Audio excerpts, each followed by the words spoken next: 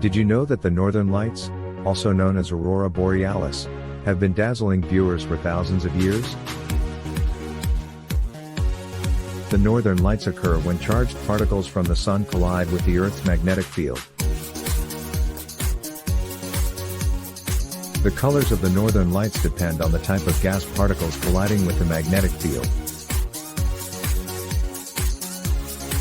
Many cultures have myths and legends about the Northern Lights, including the Inuit people who believe the lights were the spirits of their ancestors. The Northern Lights can be seen in countries near the Arctic Circle, including Norway, Sweden, Canada, and Russia.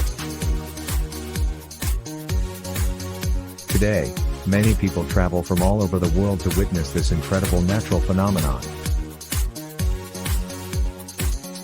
So next time you see the Northern Lights, remember the science, myths, and history behind this amazing spectacle.